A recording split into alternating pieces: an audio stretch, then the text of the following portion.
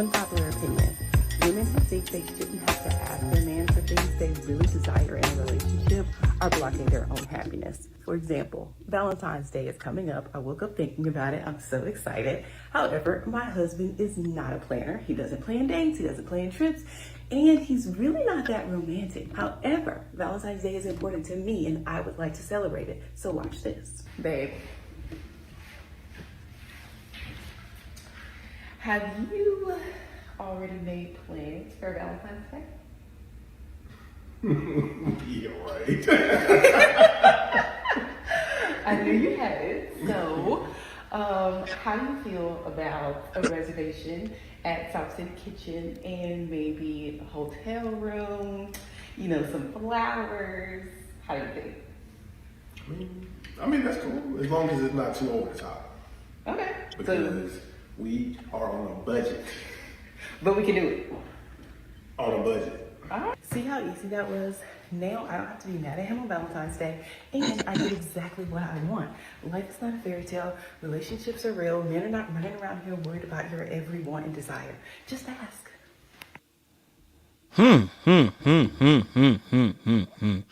Listen, today, welcome to a Black British panel. We're back in 2024. We're going to be here every Wednesday, God willing, to give you guys a relationship topic. Today is a really tricky one, okay? All right, the group chat went a bit mad the last few days.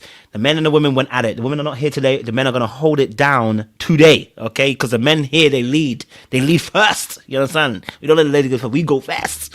But today's topic we're talking about is, my man is not romantic. I feel I should leave him, right? Is this a plausible reason for a woman to leave a man if he's not romantic? And we're gonna have a conversation around it. I'm gonna ask a bunch of other questions as well. Are men really romantic? Do men know how to be romantic? Is romanticism for 2024? Is it dead? Valentine's Day, is it over? Is it overdone? We're gonna ask some real questions. Okay, so sit back, relax. And get involved in this conversation in the chat. If you're here, send this to somebody, let them also enjoy the conversation. We want you guys to enjoy this conversation as well going forward. We have the American panel, now we have the UK panel as well, and we're going to give some real opinions and thoughts today. El Cid said we should define what romantic is. Beautiful, because that is one of the first questions we are going to ask. So that was where we're going to go to, because that's usually where the point of contention actually lies. But if you're new to the channel, make sure you do a massive favor, like it, share, subscribe. Click on that bell button for notification of the uploads. Yes, we're here to satisfy your needs. Talking about relationship issues and relationship stuff. Just like that. All right. Cool. I am joined by some fabulous people, and I think I've got one more coming through as well. I have Jeff, TD, and Jay. I'm going to let them introduce themselves as well, let them know who they are. And we're going to get into some great conversation going forward. Okay. All right. Someone's already started madness. Jeff, introduce yourself. Let them know who you are, my brother. Yeah, my name is Jeffrey. I go by my tag of It's Jeff's Avenue. You can find me on Instagram. You can find me on TikTok. I'm into a lot of different content, whether it be spoken word, whether it be a rap, whether it be music. Check it out. Beautiful stuff. Jace, talk to me. How you doing, family? How you doing, chat? You all know me, Jay Anderson King. That's my IG. And I'm happy to be back. I mean, you guys unfortunately missed the group chat. It was amazing. It was wonderful, but we'll try and translate some of that here. Thank you. TD. What's happening, people? It's TD here, the convener of Psalms, as you can see. My IG is Okawite101, and in my spare time, I run a music school, so pastor a youth church. And yeah, it's good to be back with Little Black Book. I'm gonna chop it up. You already know what it is. Listen, let's get into this conversation, because this is going to be a tricky subject, right? Because people are going to interpret things in a different way. So as the title says, my man is not romantic. I feel I should leave him, right? And so first and foremost, I think the first thing we can do to help anyone in this conversation is to first define what romanticism or romantic is to you, so we know what plane we're talking about when we start this particular conversation, because we may have different points of view, we may not, we don't know. And so I would like to start on that basis. Does anyone want to go first in this, in terms of like what they want to define romantic as, what they define romantic as? Anyone feeling confident? Anyone feeling strong? Anyone feeling like, you know what, they got it, they're ready to go? By all means, open your mic. Go for it. I want TD to go first. Go on, bro. Oh, trouble. All right, I'll give it a crack. So I think romance is a tricky one because it has many different definitions based on pop culture. You know, you've got the Disney version, you've got the Netflix version, you've got the 50 Shades version. But I would say that romance in a nutshell is emotional excitement or attraction that someone's actions or words or behaviors or even an environment can elicit between two people. So for example, you know, everyone has the picture of Paris, maybe some wines under the stars, Eiffel Tower. You know, maybe that's not your thing. Maybe you're thinking more Venice. You know, you're taking a cruise in is it a gondola or something? One of these long boats in Venice. You're chopping it up with your significant other. But everybody has a different idea or concept of what romance is. Keep it short and sweet. Thank you. Jeff, you look like you're ready to answer this question. Talk to me. All right, cool. I'll also take a stab at it. I would say that romance is basically something that's conducive to the expression of love. So it's characterized by your expression of love. Just picking on what TB was talking about, it could be a scenery, it could be an activity that two people are in together that creates a moment in which a person can express their love for somebody else, whether it be use of maybe serenading them or sing, whether it be poetry, just a way in which you use different mediums to express your love for your significant other. Also going to keep it short and sweet, and I don't want to give too much away. Love it. Jace, talk to me. Well, I mean, just to piggyback off Jeff, I learned in the group chat that romance to a lady, because of that love aspect, can be likened to the way that we want to be respected as men and what respect actually does to us, or rather makes us do or inspires us to do. So what I would say for myself is romance is something that women need at varying levels, because the way they receive it is like you're pouring into them in a way that if they're not able to get it, there is something missing. And to me, that's you know, that's the kind of way I look at it. You know, I think TD mentioned there are particular aspects that you can do. Every woman is different, but you need to learn your woman and understand what is romance to her, you know, and make it work. A bit of effort goes an incredibly long way. Okay, someone said paying bills is romantic. I actually know someone who said their love language is money. So for that particular person, that's what she needs. She even said she ain't messing with no man that's not giving her 2,000 a week, you know. So I think that's the key. I think the key is find out what your woman wants and just pour into her in the way that she needs. Different women want different things, and that can change over time. But I think romance is something that I've seen transform people and inspire women. Love that. I went to Google to find out a definition. They said romance or romantic is conducive to or characterized by the expression of love. I have no clue what that means. It says a suggestive of an idealized view of reality. I kind of know what it's hitting at, but it's still, again, not really talking to me. And the third one said a feeling of excitement and mystery associated with love. That makes a bit more sense. The first two are like KJV. But that last part, obviously, a feeling of excitement and mystery associated with love. And that is obviously specific to each individual person. Different women want different things. You know what I mean? And so it depends on the kind of person you are dating when it comes to what is romance, what is romantic, and what makes sense to them and what speaks to them in terms of the mystery associated with love, right? But the question that we're talking about is that should a woman feel the title is my man is not romantic, I feel I should leave him. Is that woman being crazy for leaving the man for him not being romantic? You know what I mean? Is this person wrong for wanting to leave their man because they refuse to bring the excitement and the mystery associated with love? That's a question we're asking. I can see the faces are looking like, they're not sure they can say it. Go on, Jeff. Oh boy. I would say that, oh boy, this is so difficult. You had to pick this question. Okay, I'm going to give it a go. I would say that when it comes to romance, specifically for the woman, if a woman feels like her love language is not being met, I would say she's not wrong for wanting to leave the relationship. Because again, every woman is different.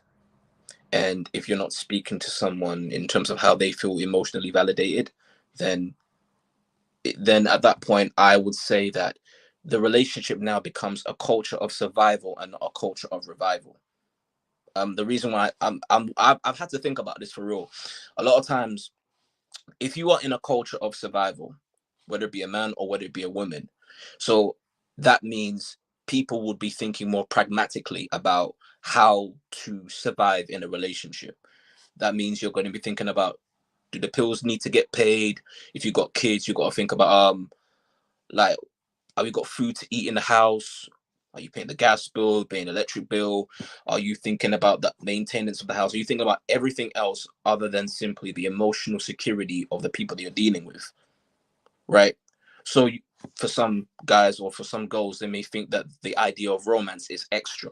So in this case, if a woman is getting with a guy who is not capable of opening up in a way that she will feel, I am loved, she's well within her rights to leave. Now, I will say women are different, so maybe depending on culture, backgrounds, they may feel that it's not necessary to, but I would say for me personally, based upon my understanding of romance and me saying that I believe it's of a necessity in a relationship, the woman's well within her rights to leave.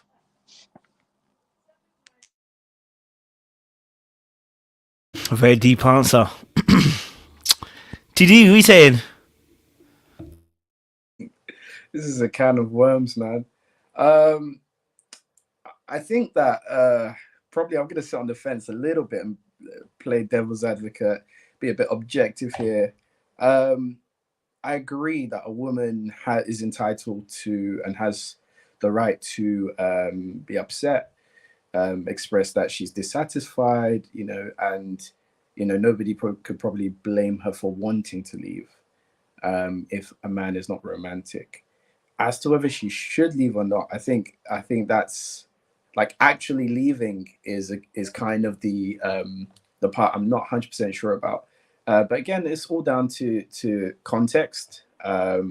If you're married, it's different from being in a relationship with boyfriend, girlfriend, or partner. How you define a partnership. Being tied legally and by covenant has different implications. So if I'm going to say I'm going to leave my husband, I mean, hypothetically speaking, because obviously I'm a man, but if I say I'm going to leave my husband as a wife because he's not romantic, what is it exactly that I'm trying to say? Different definitions of romance. Is it that he's not appealing to my desired love language? And if that's the case, is that not something that's worth exploring, discussion, a bit of a communication exercise? Let's talk about it. Let's break down barriers. Let's progress the relationship. Let's take it further. Let's establish the root cause. Maybe I'm the problem as the woman. Who knows? Until you start a dialogue, you really don't know why this person's not being romantic, and a lot of assumptions can be made.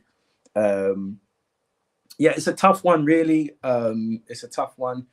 Naturally, if you're in a relationship and you're not tied you know, you don't have kids, you're not married and such, you've not gone in on some sort of major investment together and stuff, it's easier to just say, you know what, hey, you know, it was good while it lasted. We had some fun times, but I'm going to keep it moving and try and see if the grass is greener on the other side. But yeah, as to whether a woman should leave, I don't know. It's tricky. There's a lot to unpack there. Jace, I can't wait to give my answer. It's gonna be wild.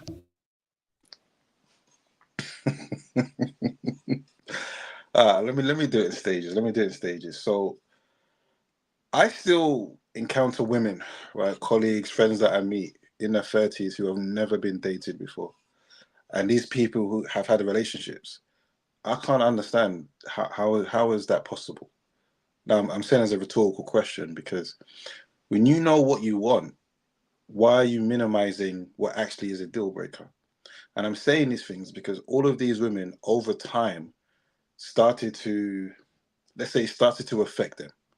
The romance of the relationship started to affect them, especially when the man expected certain things. The aspect was it just became about what he wanted, but those men were not able to pour into them. So for me, in the beginning, when you're getting to know someone, these are the things you need to draw out, because you need to be able to decide, can you pour into this man? Can this man pour into you in the way that you need? So at that point, if he is not romantic and it is actually a deal breaker, leave. It's okay. Keep going. No one's going to force you to stay with that person.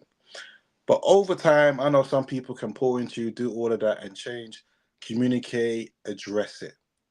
But I want to say that there are circumstances where sometimes you realize, do you know what, compared to everything else that he's doing, this isn't actually a big deal anymore. So do you know what, I'm okay with what he's able to do. You know, if that's the case, don't leave, don't block your blessings. I mean, there's a lady who's even been on Kojo's channel who made a whole video about this, that a lot of women are blocking their blessings because the guy that's a great guy that's in front of them isn't the most romantic guy. I mean, that's for you to decide. Where I sit on that is, if that is a deal breaker for you, like, yeah, leave. Don't. Nothing is worth you changing as a person in the negative because of something. Leave. But if you're okay with a guy who maybe doesn't buy you flowers as much as you want to, for example, or maybe there's another aspect of romance that you want that he's not doing, and you can stay there, you can tolerate, you can be happy, or you can find a solution like this lady in the video, then stay. It's entirely up to you. However, I'm just going to say, be honest and real with yourself. Let's go, coach. Listen, look. Listen, I don't want to go there, but I'm going to go there. Okay? Now, I've been on the streets for a couple of years. Okay? And I saw some things on those streets. Okay? All right? Let me tell you this now. What you won't do, I will do. You know what I'm saying to you? What you won't do, I will do. Okay? And what that means, in a sense, is this. We are no longer in the 1900s, okay? You cannot get away with mistreatment, not doing the romance in your relationship, okay? Right? Women are not afraid to go out there anymore, yeah? So what you won't do, I will do. You understand what I'm saying to you? Love. You tried everything.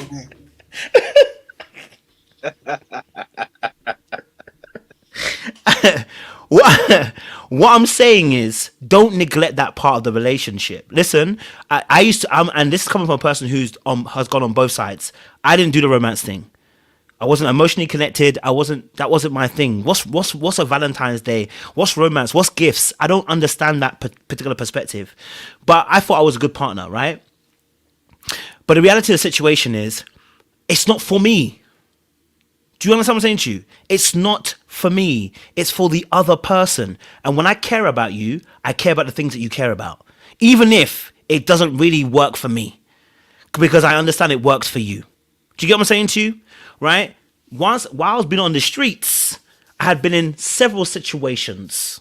Not one, several, meaning more than two situations where, God forgive me. Okay? God forgive me. People had partners. It just is what it is, right? And if you don't do it, someone else will. So what am I saying in a sense is you can't neglect that part of the relationship, right? You can't ignore it and be like, well, I'm treating her good in other areas. Because in the end, just like for you as a man, right? If she was treating you good in one area but was failing to treat you in another area, it leaves you vulnerable, right? It leaves you spare and leaves you open. And now it leaves room for another woman to come into a play and fulfill that hole that that's been left open. I always had a saying that as a man, a woman should never, if I'm doing YouTube or whatever, no other woman should support me more than my partner should. If you don't support me like that, I'm telling you, there's another woman that's gonna come and support me differently. I'm gonna end up doing something with her because her love for me and adoration is gonna be drawn to her. So it's the same thing. There should be no gaps in this. And doing romance, it's not about me. That's what I learned about when I was on the streets. Romance is not about me, right? It's about you as a woman and what you want, right? And how you want to be made to feel. And one thing I understand about women is that actions are beautiful, but they want to feel, right? As men, we like to see the actions, does she respect me, da-da-da-da-da. Women want to feel the aspects of love. This is why they can be in toxic relationships for such a long time, because the guy provides the high and then he provides the low, because they feel in both scenarios. Don't let your girl become indifferent. Don't ever let your girl become indifferent, because if she becomes indifferent, I promise you, there's someone like me and 100 other people behind me who are waiting to do madness. I'm just being real. Just being on the street, this is what I learned. So the people that were neglectful emotionally of their partners when it came to romance, like doing Valentine's Day, just doing up. Valentine's Day is just an example, but just doing general romance for their partner, right? And not wanting to serve their partner, because it all kind of comes into play, right? The servitude and everything else. Because in terms of what I'm doing romance-wise, it's a servitude. I don't get nothing from it, apart from the fact that maybe you're happy. So it's a serving thing I'm doing for you in that aspect. So our forefathers can get away with it. I'm telling you now, you do it, I promise you. Okay, Ray gonna be round the corner, whether it's 20, whether you're 30, whether you're 40, whether you're 50, whether you're 60, there's a Ray waiting around the corner who's gonna take your missus for a few days, for a few weeks, whatever you wanna call it, and I promise you, you will suffer. Don't do it. Don't leave a gap and a hole. The Bible says, don't give the devil room a foothold. This is a foothold. Don't do it. I promise you, don't do it.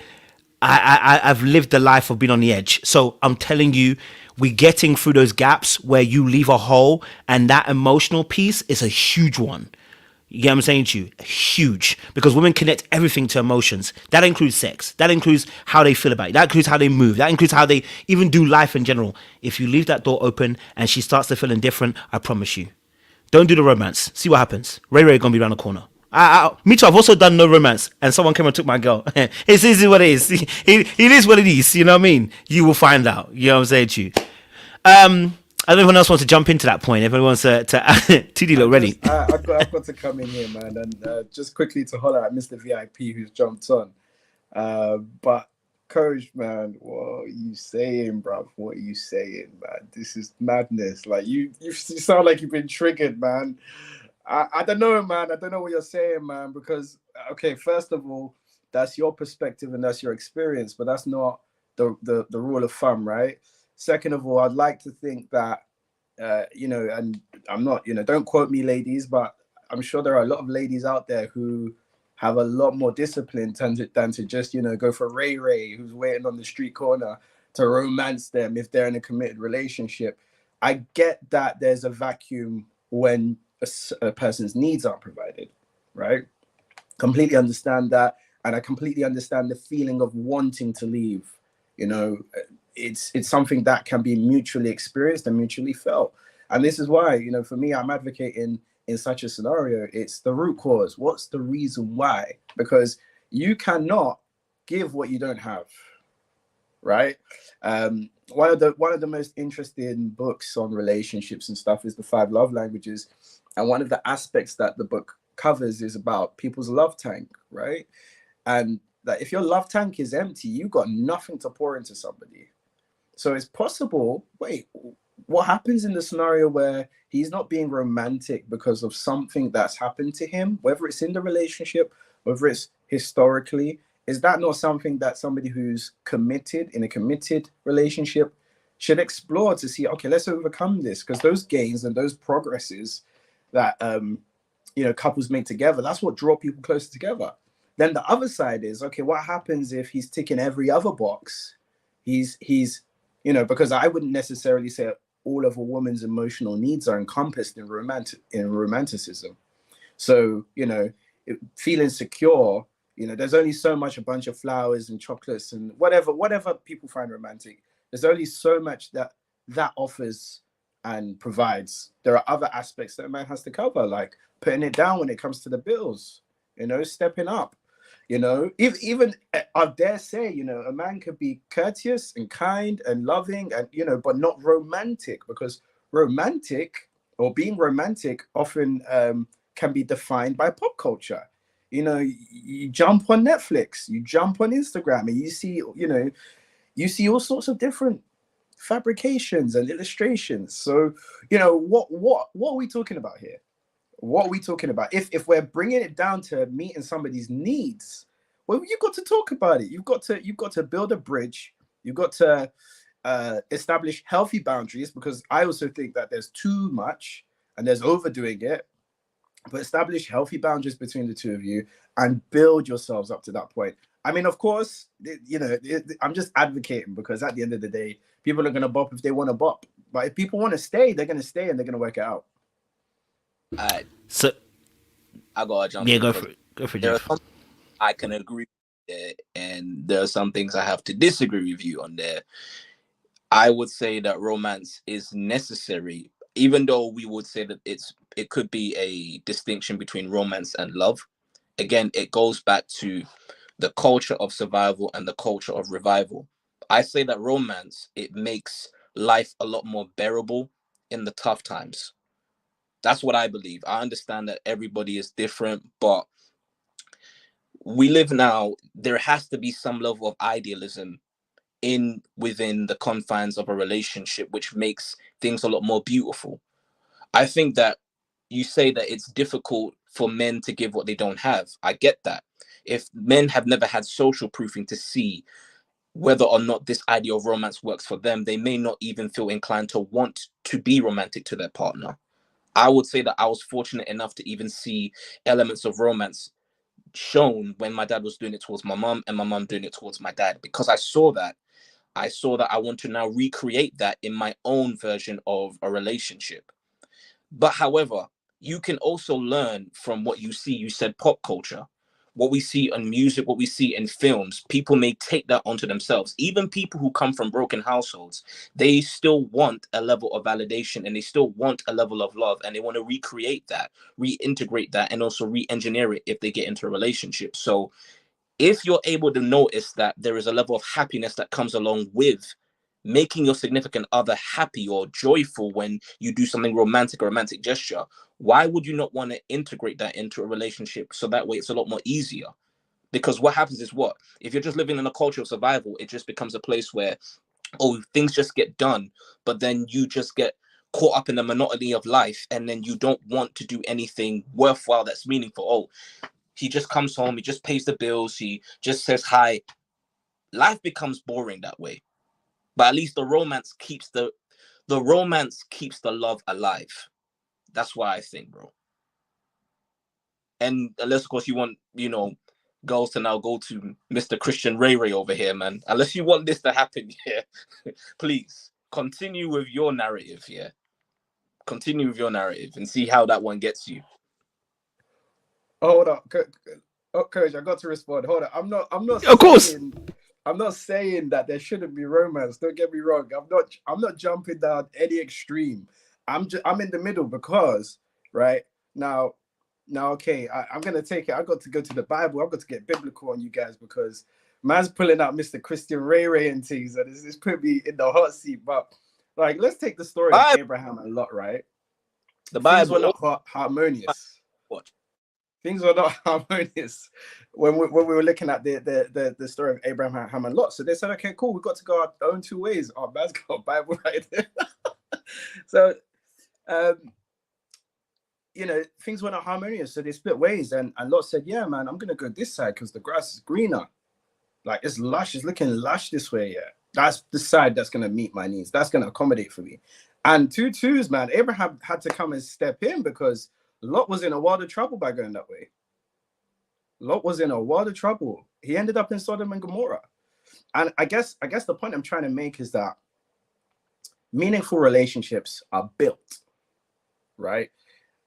We live in a generation that often we expect things to be a prerequisite of, okay, the fact I'm in a relationship, automatically there should be romance. It's like, okay, I'm not saying there shouldn't be, but what's the work that we both need to put in? And it's not, there shouldn't be any onus on any party. It's a mutual thing. We're working together to build this and make it work.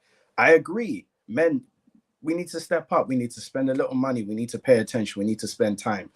But that's not just an automatic thing that because we're in a relationship, all of a sudden, boom, like what's on the other side of the fence? You know, like I said, to refer back to the book, Love Languages, if you're going to pour and nothing's coming back, you're going to be empty real soon. Do you get it? It's a two-way street. And don't get me wrong, it's not the guy's turn today. We're not talking about whether a man should leave if a woman's not romantic, all of this kind of stuff, blah, blah, blah. So we're talking on the woman's side today. But there's reciprocation. There's got to be some form of reciprocation. Like, don't get me wrong, guys. Listen, I would jump down the barrel and say, guys, step up. Husband, step up. Partner, step up. Boyfriend, step up. What have you? Be romantic. But I'm just saying, I'm just playing in the middle because sometimes it's not as straightforward as this guy's a loser. He's a bum. Got to cut him and leave.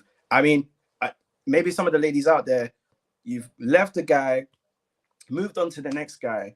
Then you see that same person who wasn't romantic and he's gone to the moon and back for somebody else. And then you ask yourself, what on? Because I was there, he wasn't doing this for me. What's going on? But you never had that conversation. You never communicated. You never built an understanding. So you maybe opportunity lost because maybe there was information that you needed to help, you know, to help procure that space for the man to feel free and now step into, you know, to glow up and become that romantic, that king, that, you know, knight in shining armor for you. Maybe, I'm not saying it's a guarantee, you know, sometimes the glove don't fit. And if the glove don't fit, that's it. But sometimes it's just a little adjustment that needs to be made, a little accommodation that needs to be made, you know, just putting it out there. I know Jeff, he's ready to blaze me, man. The man's holding up the Bible at me. He's ready to blaze. TD, don't worry, I'm not gonna blaze you. I might AK-47 you, but I'm not gonna blaze you, bro. Listen, I'm in the middle, obviously, in the sense that I get it. It is reciprocity at the end of the day. I'm not saying that, you know, when it comes to romance, you should do, and there should be nothing received back. I'm not one of them ones that advocate for that. Like even my Valentine's Day that just came past. I'll just say this. I never expected in a million years to ever receive a Valentine's Day gift. But what my girlfriend did for me, it touched my heart. Literally touched my heart. I'm saying that even in the Bible, I mean, look, King Solomon, read the Song of Songs and then you tell me that wasn't a man showing romance. I'm saying that I think we allow the idea of pop culture. I think we should if you're a Christian or whatever, we should determine what romance actually is that we can't act as if that, yeah, romance in the Western context has become advertised, commercialized, but the principle of it has always been there since the test of time. It's just different based upon different cultures. Poetry, that wasn't something that Brits or people within the Western context they invented. That was something that was going on way in the Eastern context. So I think what I'm saying is that there has to be a balance where, yes, there needs to be women communicating, because I will say that women, just like men, aren't as emotionally intelligent or fluent to understand love languages. Some of them as well. So it's on both sides. But seeing as we're talking about men, I'm saying that if we keep on sometimes acting as if that it doesn't matter, that romance is extra, then we cheat ourselves from actually cultivating a culture of love. We cheat ourselves out from cultivating an area of revival, and we keep on focusing so much on surviving rather than actually thriving. We keep on focusing on just doing the bare. There are guys that will just want to do the bare minimum in a relationship. You know, if I pay the bills, if I just do all the things to maintain a relationship rather than actually cultivate it, that's where my contention is. There has to be a balance between the two. That's all I'm just trying to say, bro. But don't think you can use the Bible on it. Don't try that again, man. I'll blaze you next time. Go for it, JR. Yeah, this particular topic, man, it resonates because I've got to hold my hands up. Definitely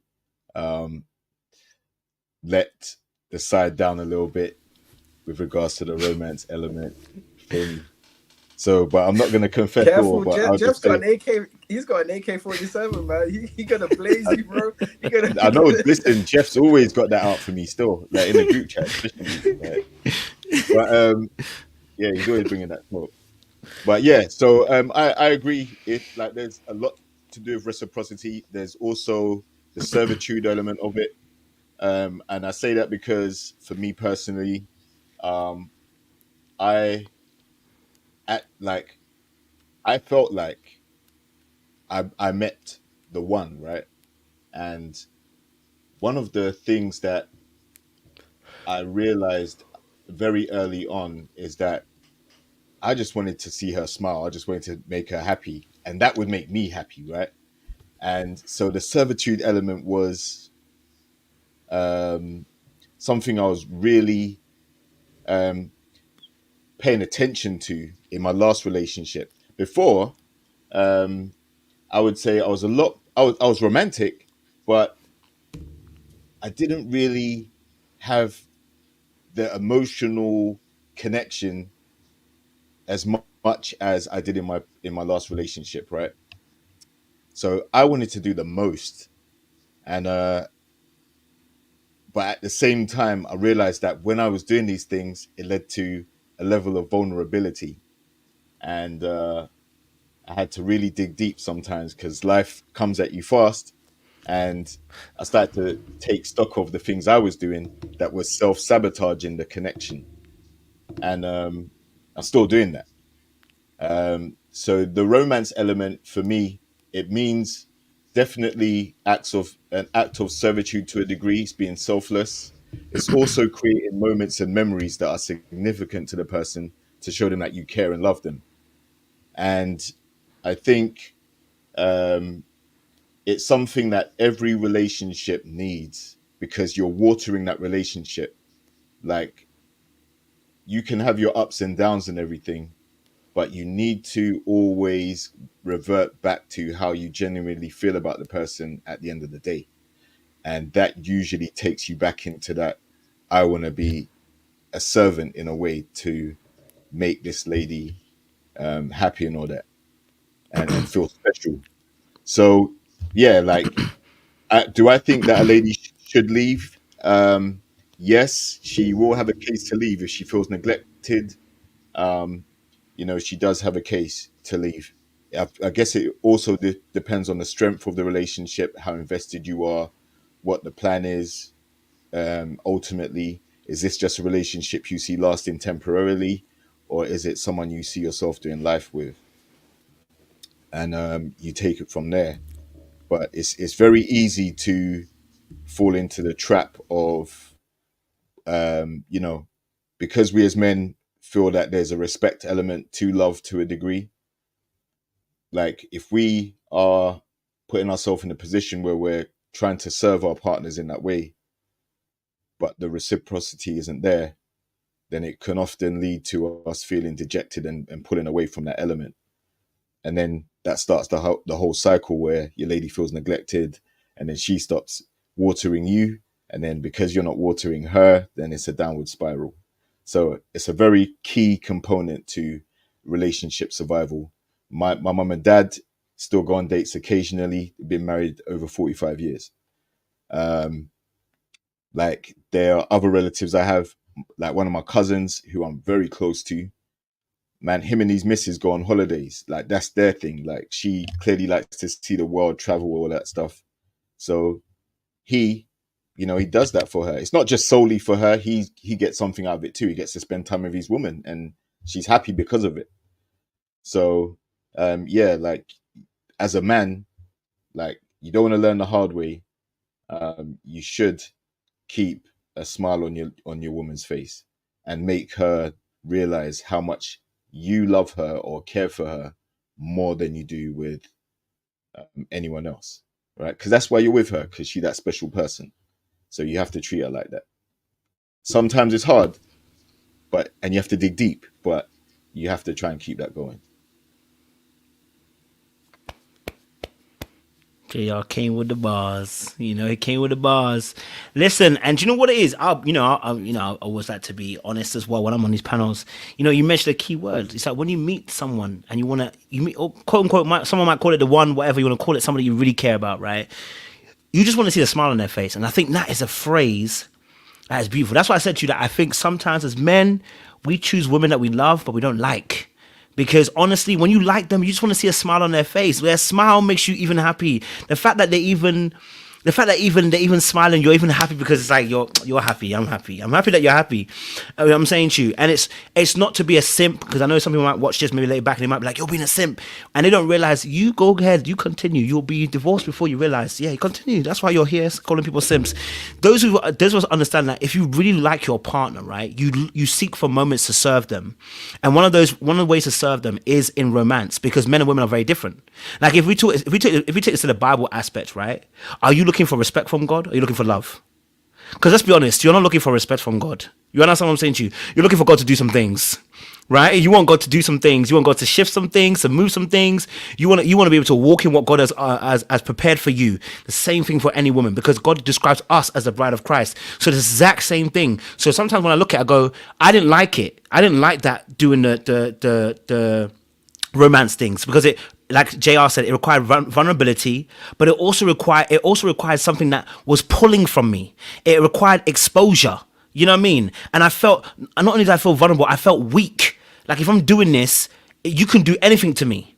You know what I'm saying to you? I'm now exposed, right? But it's because at the same time, I never had that kind of love from a child myself. So yeah, how am I going to pour that into a woman? Do you know what I'm saying to you? So you're now asking me to do romance or spontaneity or go on dates and plan this and plan that. What for? I treat you good? Huh? Did I not pay no bills? Is that not enough?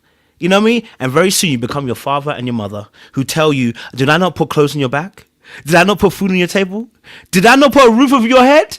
You're soon quoting what your parents have said to you in a different format. You're now saying it to your wife. And by all means, listen, like I said, look, let me be honest with you. If you're lucky, continue that way and maybe nobody comes to your partner. But if you're unlucky, like a lot of people happen, listen, they can be at work, somebody will meet them. They could be at the church, somebody will meet them. There's pastors out there slaying people. There are people out there, you can meet them anywhere. You know what I'm saying to you? And I'm saying to you, don't give somebody that chance. I'm not, of course, yes, they need to be loyal. They need to have their own integrity. Yes, everybody needs to be Joseph and run away, right? But the problem is we're human beings, okay? And sometimes we make mistakes. And you don't want to wait for the mistake to happen and you're like, should I forgive this person or not? Do you get what I'm saying to you? So what I'm saying is like that romance part, even if we don't have it, there's only two things for me. You know what I mean? Which is either you're afraid of the vulnerability of it taking to do it, or two, you might not like your girl like you think you do. You really might not like your girl the way you think you do. And actually, you just love her because of what she does, but you don't like her. Yeah. Number three, I don't want to go this one. Number three is this: you don't even like her face. Let's be honest. You don't like her face. Yeah, you don't. You married her because maybe she has a little bit of a behind. You know what I mean? And your parents forced you to marry her, but you don't like her. Yeah, like I'm being facetious, but what I'm really saying is that when you meet someone that you love and you care about, you want to serve them, and so even if that means I have to pull something from me that I would normally not pull, I would never dip into to pull from, I'm gonna do it. I'm gonna find my way to pull something out of me. And of course, listen, I always say this: if you're gonna do this, listen, don't go too hard too quickly. You know what I mean? Because you've got to maintain. You understand? Don't go and pull Paris and New York the first time if you're not going to take them to Bali next year. You know what I'm saying to you? You're going to cause disappointment. You know what I'm saying to you? Let's build it slowly. You know what I mean? A couple of roses is not going to kill nobody. Do you know what I'm saying to you? Yeah? A couple of roses is not going to kill nobody. And I'm saying this because of the fact that just look how easy it is for the devil to tempt you with something. It doesn't take much. If you're starved and you're hungry in that area, the devil can easily tempt you. And I even say the devil even tempt you. The Bible says James is is within yourself. So it's not even the devil even doing this. It's you yourself. You're even tempting yourself. You're seeing something you like. Because when God doesn't provide certain areas, we start to feel some type of way. So as a man, and by the way, I'm not saying that you should go and do what you're doing, but I'm just saying as a man, we have to provide these things. I'm not thinking about me per se. I'm thinking about you and how it affects you. And I'm telling you, listen, let me tell you something. Okay? Man them, I'm telling you something. Just been on the streets. Let me tell you this now. If you do this, the replenishment that comes back your way, even if you tell her to cook for the next 10 hours, she'll cook for the next 10 hours. I promise you. You want to know the secrets of this? I'm telling you, you do something romantic, spontaneous. Maybe you book something out of the blue. You don't even tell her, just book it out of the blue. And you say, babe, we're going. I'm telling you now, anything you ask of her, she will do it. Do you know how we know? Because the same thing happens to you. When God delivers something to you that you wanted so bad, if God says go to Middle East, you'd have gone. You wouldn't even ask questions. You pack your bag and you take it and you go. Why? Because God has delivered something that you really wanted. You feel so full at that moment. Do you know what I'm saying to you? So romance is a part of that. God is all about romance. When you first got saved, you were romanced. When you went to church, the message was for you, TD. Huh? When you went to your friends, they're talking the gospel to you, and it makes sense because God just said the same thing to you. Huh? You go to your mum. Your mum has preached the same scripture that you just read a minute ago. He's romancing you. You understand? He's building a testimony with you. You know what I mean? And we have to do the same thing continuously through the relationship, isn't it, TD? Isn't it, Teacher Dave? I think there are two sides to this conversation. I'm laughing because you're mentioning God, and the most interesting thing when you put God into the sphere is that God is our Heavenly Father, right? And all I'm saying is very difficult to bring God into it because there are two sides of God. There's the side of it, which is the romance that I'm pursuing you. I've sent my son to die for you. Unrequited love, commended my love towards you in that whilst you were yet sinners, Christ died for you. There's the other side, which is righteous, holy, anger, judgment, indignation. There's the side of I chasten them that I love. There's the side of, even though my thoughts of peace and not of evil, all you're seeing around you is madness. There's the side where Christ, he learned obedience through the things which he suffered, and through that he became perfect. Now, to take that and put it into context, right? Okay, bear with me, indulge me, guys. So the church is the bride of Christ, okay? So in this romantic illustration, Christ is the husband and the church is the man, right? Christ has died for the church and Christ has done everything and given his life for the church, right? Okay, what's the church doing back? What's the church doing? Because there's an end to the story. Because we automatically assume that because Christ is doing re-a-tear-tear and everything, and it's going to end happily ever after. But judgment begins at the house of God. Not with me and you, don't. So, amen. So, right, if judgment begins at the house of God, right, okay. So, okay, now let's look at the loving Christ who could say, okay, I'm going to save all the holy fury to the end. And it's going to go down in a blaze of glory. You going straight to the other side. Or there's the loving Christ who says, no. I need to pull something. I need to fix some things. I need to wash my bride with the water of the word. I need to take out I need to present her to myself, a bride without blemish, without spot, without wrinkle, right? So in that sense, again, going back to my initial point, there's some form of communication. It may not even be verbal, but there's some form of communication to say, no. I've been doing this, or I've done this, but you are not on the right side of the fence, and do not expect me to just pour constant love, rainbows and cotton candy and buttercups and no. Sometimes it's gonna get a little bit hot because it's like, these are my expectations. And this is my point. It comes down to expectation. I mean, some of you, yeah, you need to leave because you had no business with that guy in the first place, and you know it. You need to bop and get to step in and do it like yesterday. Second of all, some of the ladies don't need to leave. Some of the men need to bop because they're just inadequate. They're not ready. They can't meet the needs at that time. It's not because they're an invalid or anything, but it's just too soon. Maybe they're going through a process. Cool. So in terms of the departure side of things, right? I mean, I guess it goes without saying, you know, depending, again, like I said at the beginning, there's context, right? You know, leaving a relationship is different from leaving a marriage. Okay, if you're in a marriage and you just say you're gonna bop, well, that has different implications. That has a completely whole different meaning, you know. So I mean, speaking from, or trying to speak from a neutral place, I don't know if I'm doing a good job. I can see the comments are blowing up. I hope you guys still have some for me after I speak. But all I'm trying to say is that it's not as black and white as, oh, the woman should leave if the man's not being romantic. You have to explore all the corridors. Some of you are leaving because actually you compromised in the first place. And it's like, nah, this too big guy, listen, I gave him a chance, and this, that, and now he's doing me like this. Nah, I'm not taking this. I'm better than this. Fair enough, because the truth is that you were better than that the day you decided to be with the guy, so you probably should never have been with the guy in the first place. Okay, some of you are leaving, and maybe it's a mistake. Maybe you actually should tough it out, stick it out, and try and build more bridges, try and establish a deeper connection, get through, get him to be a bit more vulnerable, get him to that side of things. Because when you get to that side of things, the love you will experience trumps any other love that you will ever find from, you know, from a kind of a mortal perspective. Let me put it that way. In terms of earthly relationships, you know, the only love that can top it is your mama's love, and she ain't gonna marry you. You know, so I mean, there's a lot of nuances, a lot of avenues, a lot of corridors to explore, but it's a tough one, man. It's a tough one. The tough one. I'm playing devil's advocate today, guys. Yeah, we don't want to listen. We don't want devil. We want heaven, man. We've had enough of the devil. Heaven's advocate. Heaven's advocate. I'm changing it. I was also going to say the same thing, and I realized, yes, let me not. I was saying, wait, I'm devil's advocate. My bad. It's an expression, man. It's an expression.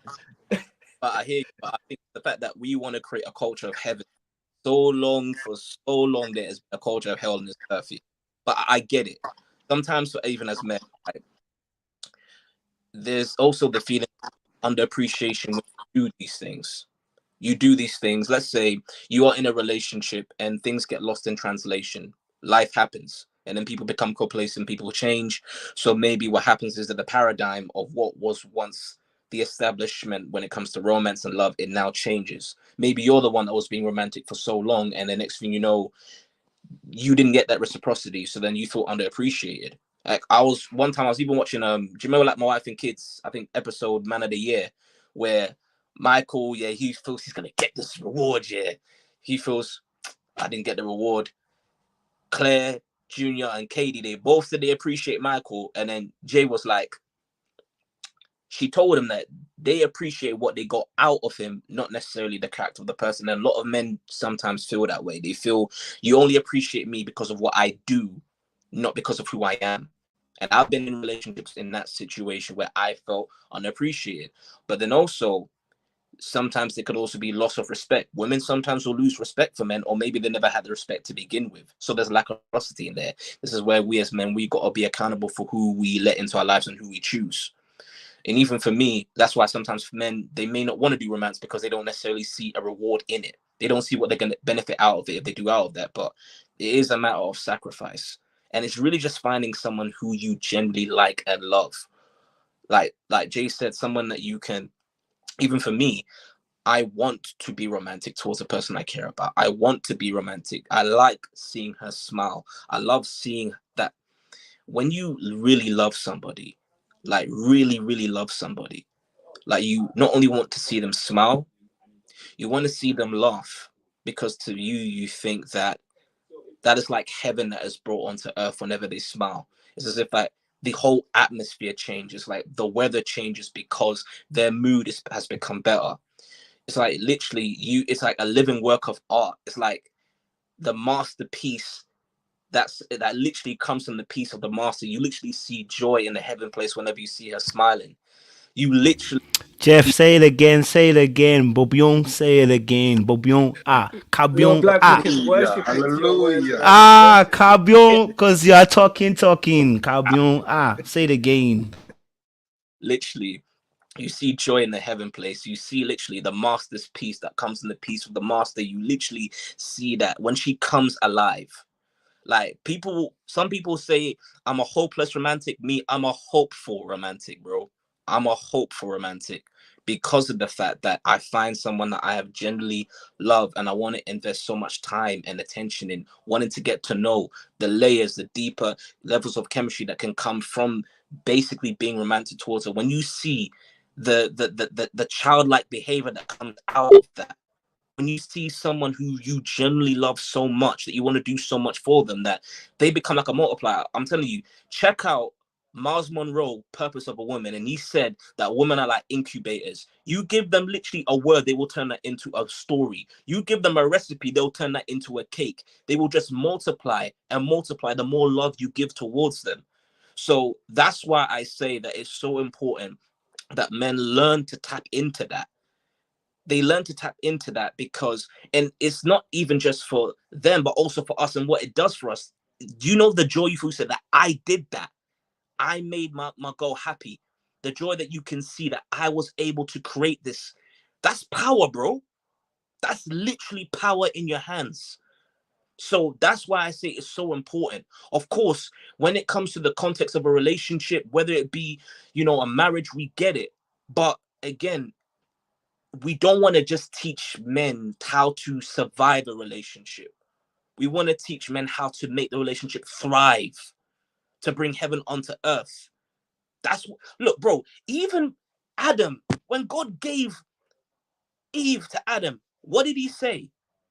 This is now bones of my bones and flesh of my flesh. The level of pride and accomplishment you have, something that is yours, because she's a reflection of you. Why would you not want to extend the level of romance? Because she is a part of you. But I get it. If you've never experienced that, you may not want to do it. But I'm telling you, the love that you can give to someone you care about is something like, bro, you're missing out on opportunity and blessing if you tell me I'm just going to do minimum wage relationship here and not give the most to the person I care about. That's me. Yeah, that's me. Kojo, I think you need a blanket, man. You're looking a bit chilly there. Brokoto Sataya. He's preaching today. He's preaching today. He's preaching today. I just had one. I just wanted to again throw another spanner in. I think I love everything you're saying, Jeff, and I 100% agree. And you made a statement. Why would you not want to? And this is my point. Why wouldn't you want to? There's something to be explored there, because it, like you're saying, Adam pouring into even a deeper revelation is that when Eve fell, because Eve fell first, okay, Adam could have said, yo, kid, listen, you done screwed up, man. You messed up, girl. Like, I best, I'm gonna have to find me a new rib. Like, you know what I'm saying? I'm gonna have to find me a new. But no, he just said, yeah, cool. All right, I'll eat too. I'll chop it too. Yeah, why not? Let's go. You say it's good? Okay, I'm gonna do it. He did not forsake her. He stuck with her even when she made a mistake. No, he didn't. You want to know why? Because when God asked him, what did Adam say? Thank you, Jeff, for coming. Don't try it. I told you. Lazy with that. Don't try it, man. Don't try it. What did he do? Instead of saying, yes, God, it was me who ate the fruit, he threw Eve under the bus. Why do you think nowadays women struggle to be accountable? Because if we are leaders and if we are leaders by example, technically, the woman just followed the man's example of passing the buck. So again, we cannot absolve ourselves of accountability when it comes to protecting our women, not just financially. I'm never going to say that financial stability and security is not important in a relationship, because it is. I need to be financially secure and stable and work towards that. That's my goal. I'm saying protection and provision, it's more than that. It's a multifaceted thing. It's something that is holistic. You got to think about the spiritual aspect of it, the mental aspect of it, the physical aspect of it, the social and the financial.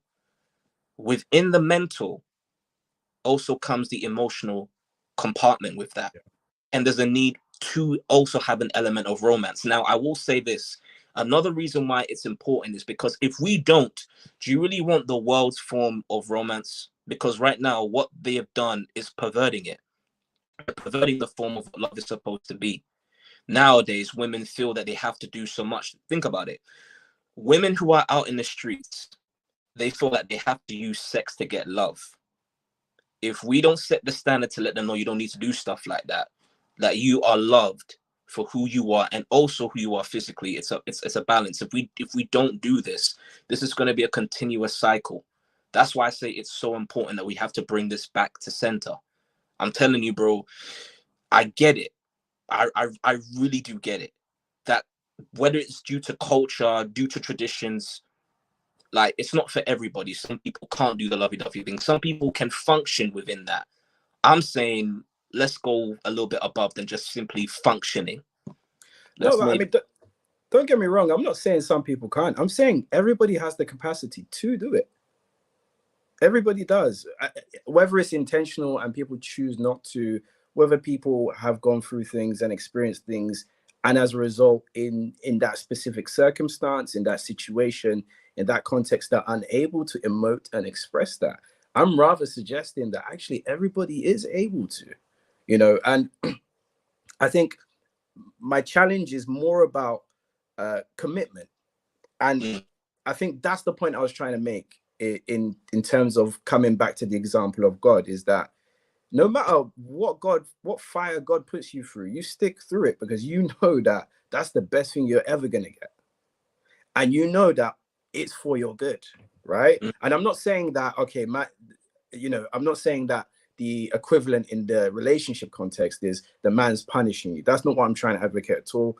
That's not what I'm trying to say. But what I'm trying to say is that, and again, different rules apply, because if you're talking about the streets, boy, I'm not even involved. I ain't had that kind of experience. I'm trying to talk about in the context of a committed relationship. Okay, I'm trying to talk about, we're talking about finding, okay, cliche term, the one, I'm besought by this person, I absolutely love this person, right? Okay, now my thought is that if that's the case, okay, and the feeling's mutual, okay, yes, you have to take responsibility for when you're not showing up.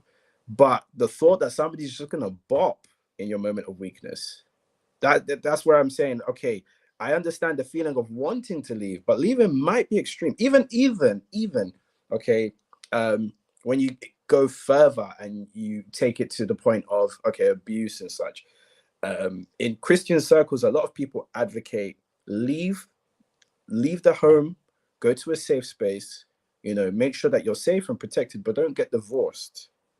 They advocate for that. Why? Because they respect the covenant that the two of them have entered into. And all they're trying to do is leave room and time for an exploration to see is that okay, perhaps there is opportunity for restoration, but that comes with time. They're also not saying stay in the house and let him murder you. They're not saying that. They're not saying that it's operate with wisdom. Give yourself room and time. Give him room and time. Let it. And then at the ultimate end of it all, okay, let's see if this thing can be restored. I'm not saying that, women should put up with a man who's not romantic. At the same time, I'm not saying we should run away, run for the hills. It's all down to context. It's how much do you value the relationship? How much do you value the individual we're talking about? I guess if you want to put it in layman's terms, it comes down to investment. How much do you want to invest in this thing that looks like it's useless and trash? But if you do, there's the chance that that thing's going to become the best investment you've ever made in your life. There's a chance. Okay. I hear that. I honestly hear that. I just want to take 2 points that you said. In regards to, I get it. There are Christian marriages where if there are situations of abuse, they would separate. They would not divorce as of yet, but they would separate. But I would also argue that even Jesus, there were examples where he would go in the Bible and maybe make exceptions towards the rule, because the law at the time, when it comes to the Sabbath, You know, it's not right for a man to, you know, to working on the Sabbath and stuff like that. But even Jesus himself was working during the Sabbath. He said it's right to do good on the Sabbath. My point is that at that point, there could be exceptions towards the rule, where situations where like emotional or physical abuse would warrant to some people legally a divorce, because at that point it's to the, like, you say that the covenant is sacred, but the person who has been emotionally abused, they have kept towards the covenant. The abuser was not keeping towards the covenant. So when it comes to the idea of romance, I do get it. At that point, for whether it be a woman or a man in that relationship, I think it would have to be duty to guess towards God, how much they value their faith to want to maintain the relationship, not necessarily the man themselves. But again, that now becomes a culture of survival. So that basically they have to be content. They have to find some way of changing their paradigm to say, you know what, I'm just going to stick it out. I'm going to be loyal to the relationship because I'm loyal to God. I'm submitting to God first. So it's like they have to do all of that. With that though, it's that there are women who are in relationships like that, who feel, I'm trying to communicate, I'm trying to talk with this guy, he's still not getting it, he's still not listening, no matter how many times I bring this up to his face, like no matter how many times I may ask him for little things here and there, and he doesn't see the necessity or the need in it. Something like, oh babes, do you mind like taking me out, do you mind taking me out to you know, a restaurant? We got food at home, why do you need to take you out for that? Oh babes, do you mind washing my feet? Don't get, go get E45, I ain't gonna touch the stinky feet like that. Oh my babes, we like, it's like hitting a rocking hard place, bro. Yeah. And how, and also roles are reversed. How many times do you feel like you're in a situation with a woman that she don't respect you? You can't talk to her. She's like a rock and a hard place. So I'm just saying, we gotta call it fair on both sides, bro. It can't be where we continuously say that we can't do better. I'm not saying it.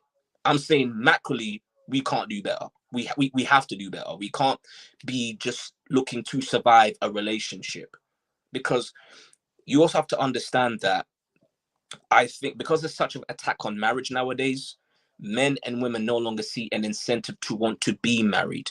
Yes, we have to tell them the reality, the harsh realities of life and what happens. I'm saying let's also try and add that, let's make the journey of a marriage or a committed relationship bearable, or at least sweeter in the moments of bitterness with romance.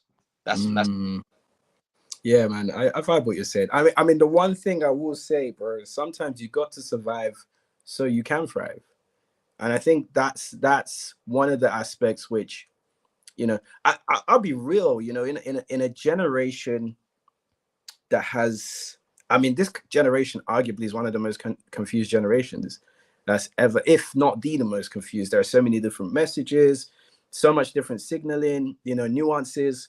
There's old concepts which have been reiterated, twisted, changed, and arguably you probably have a male population which is, and I say arguably because I know, you know, someone out there might disagree, but arguably you probably have a male population that's more broken than it ever has been, you know, and even the confidence to step up and even be vulnerable is something that sometimes can be challenging, you know, and I guess it, in a way, when we're talking about reciprocation, sometimes, you know, the men need the ladies to stick by them.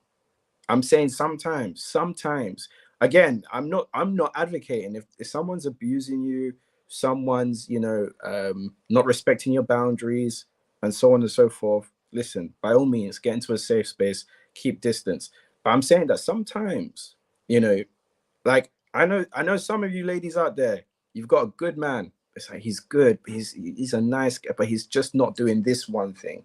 And that's the main thing I need him to do for me. That's the main thing that is like, I'm really like, that really, you know, flicks all the switches and, you know, makes everything rosy and Jim and everything cool. Okay, but you love him. If you love him, aren't you willing to explore why that's not the case? Aren't you willing to go on that journey with him? You know, one of the things that really determine the depth of relationships is the rivers you cross with people. So the things you go through with people, you know, and actually, interestingly enough, I was watching someone's Insta post the other day, and she was talking about the fact that sometimes, you know, you move on in life and you lose friends because not every friend is designed for every season of your life. Okay. Now, when we put it in the context of a relationship, and again, it's tricky because there's different types of relationship too. So, you know, there's the you know, you keep a relationship just for now to, you know, just to keep yourself warm and occupied, and you know, you don't want to be on your J's on Valentine's Day and such. You know, there are people who are very optimistic and hopeful and hoping that this is something that can materialize into something more significant, you know. But the question is, you know, based on how you define the relationship, you know, is this the type of relationship where when all of a sudden I'm needed, okay, I'm gonna step out because, okay, my needs aren't being met. I'm not necessarily even saying it's bad, but let's just ask ourselves the question. You know, we're there talking about this is a need for a woman. Okay, this is a need for a woman. This is a need for a woman. I don't refute that. But some of those men that are in those situations who aren't meeting the needs of the woman is actually because there's a fundamental need that has not been met in that person. And for those who are willing to go the extra mile, you know, the Bible talks about one of the fruits of the spirit, which is long suffering. And I'm not advocating that, you know, listen, I'm referring to scripture. But for those of you who are willing to, because some of those men will turn out to be the best thing you have ever experienced. If you can stick it out and say, okay, listen, let's solve this problem together. Because, dude, you got a problem, but I'm not leaving you. I'm going to help you. Let's sort this out. I mean, let's flip the switch. You know, a man loses everything. He loses all his money, loses his cars, loses his house, lost, you know, that situation. Yeah, I'm gone because you can't provide. You can't put food on the table anymore. You ain't got the money anymore. So I'm gone. What's the difference? I would say that That's a big difference. No, I'm just, you know, I'm ruffling. We all know you've been contrarian. Yeah, we know Yeah. contrarian. I've not really expressed my thoughts. I'm just trying to see, you know, how You're giving extra spots. I'm good at it. Yeah, I'm good at it. I'm not mad at it. You know, but what's the difference? I mean, because we're talking about needs here. He can't meet a need. There's a need he can't meet. Okay, he's trying to look for jobs. He's trying, you know, I'm trying. A week becomes a month becomes a couple months. It's like at a point, oh, well, he's not meeting my needs. He's tried, but it's not working. I got to keep it stepping. What's the difference? There's difference. There's a difference. There's a difference because two things here, right? Number one, obviously, first and foremost, if somebody was like that from the very beginning, that they had hard times from the very beginning, you should leave their ass, okay? Because they're already on hard times. Yeah? You shouldn't be there anyway in the first place. They're on hard times. Why are you there? You know what I mean? Financially, if they're hard times, you don't need to be there. Okay, they've always been on hard times. Clearly, they're not going to go on soft times. So, you know, that's the first and foremost thing. I think it's determining whether this is a pattern of behavior from the very beginning. Because I want to be very honest with you, as somebody who was also emotionally challenged in the sense of the fact that, you know, I didn't do the romance and stuff like that. It's actually there's actually a much deeper reasoning, which has nothing to do with the woman itself. It's to do with me personally. Yeah, and that's why I said that romance is connected to a very deeper issue, and hence why I'm not going to ask you to stay, because I'm not going to ask my daughter to stay. Yeah. Right? Because I know exactly what a man is. Once that man, that person, if he can't get over that hurdle to go and do this thing, he probably ain't going to ever do it. You wait 5-10 years, he still ain't going to do it. What he's going to expect you to do is to settle with what he's able to give you. And at that point, you're now settling. So the reality of the situation is, if he's not romantic from the beginning, more than likely, not always, more than likely, he's not going to change that, because it requires such a huge effort on his part to change. Number one, it requires self-awareness. Number two, it requires a desire to even want to change that. Number three, does he even know he's even again back to number one? Does he know that he's even lacking in this particular area? Does it affect him to know that perspective? And for me personally, having a girlfriend for 2 years. I had a girlfriend for 2 years, and I didn't do the spontaneity. I wasn't very good at the emotional aspect, right? And I can guarantee you that what I needed was a therapist. I didn't need her. She could have sat there and listened to me all day and said, babe, how was it? What would help me get you into the mood to I wouldn't even be able to have given her an answer. You know, I wouldn't be able to give an answer. And the reason being is because it wasn't in me. You know, it wasn't in me. And the reality of the situation was I needed a therapist to pull out certain things so that I can actually begin to actually uncover what's below the surface of those pains that I had.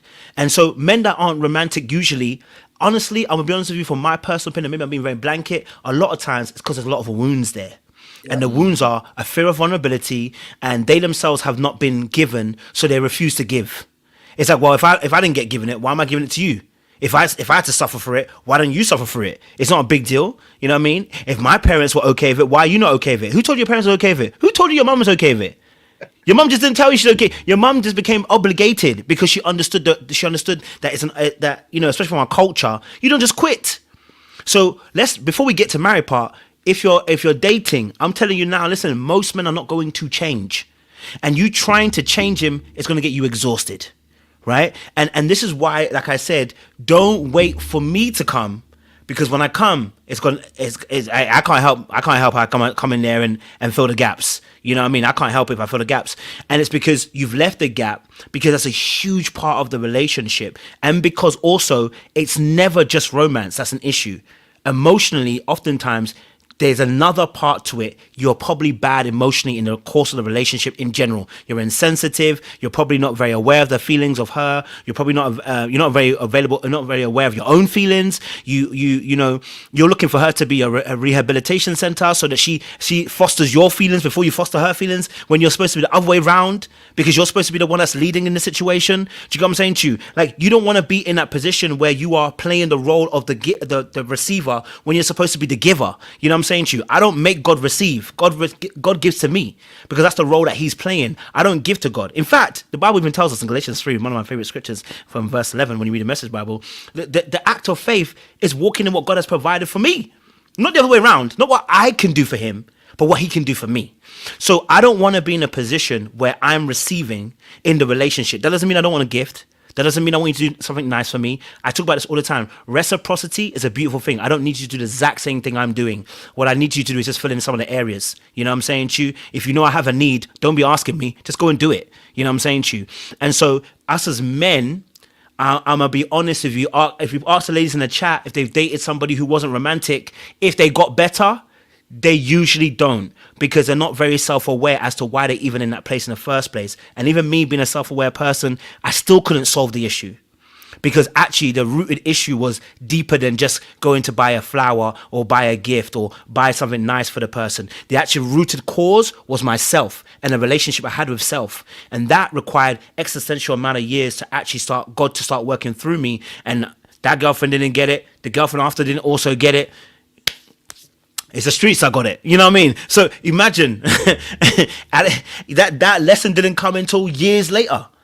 So if I had dated somebody in between time, they'd have suffered. And trying to change, but Coach has got great qualities. You know, he's so nice, he's caring, he's a man of the Lord, he prays for me. Yeah. But you're now empty.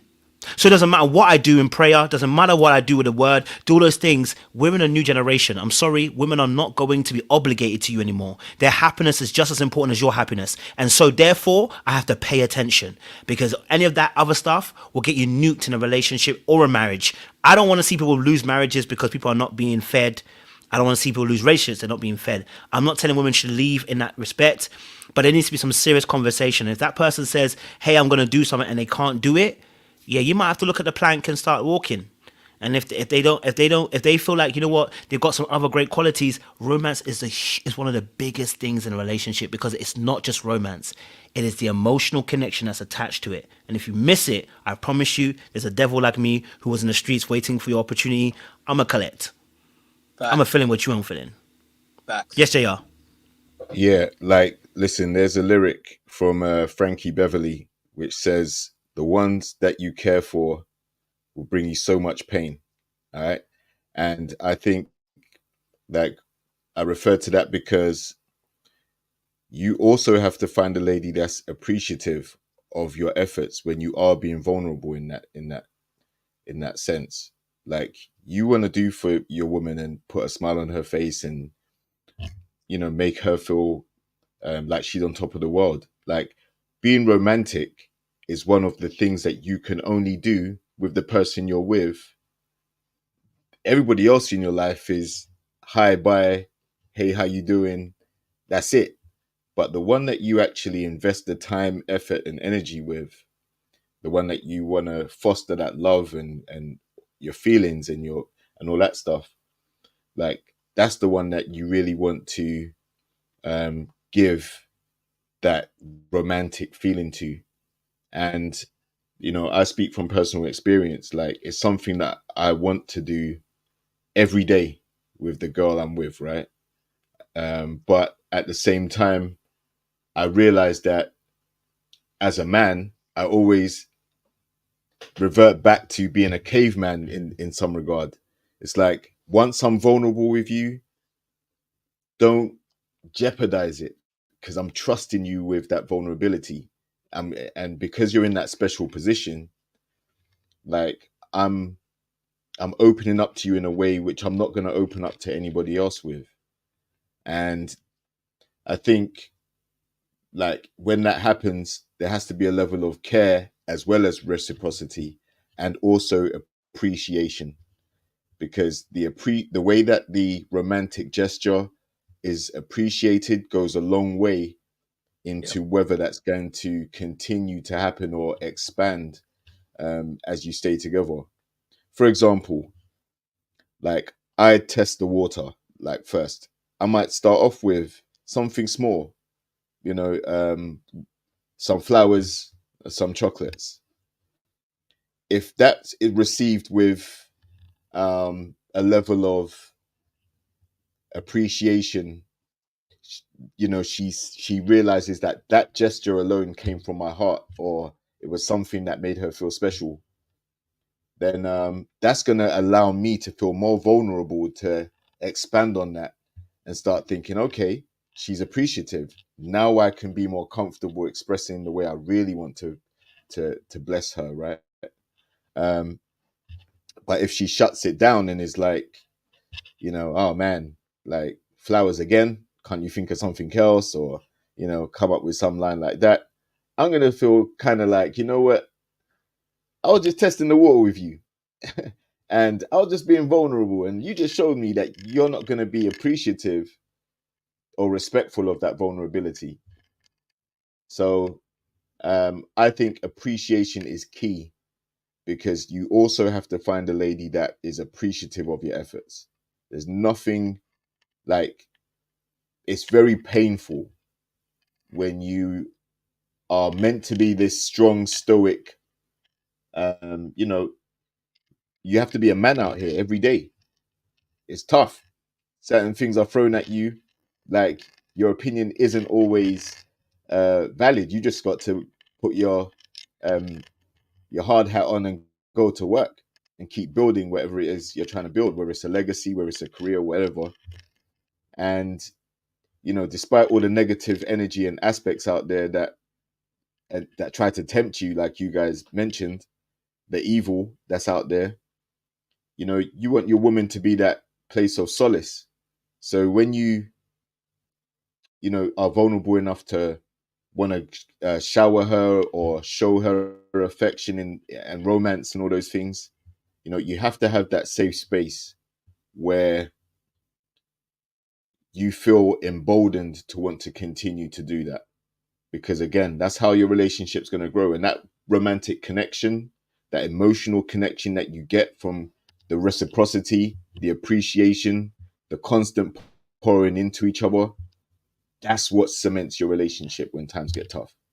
Because you can always revert back to those feelings.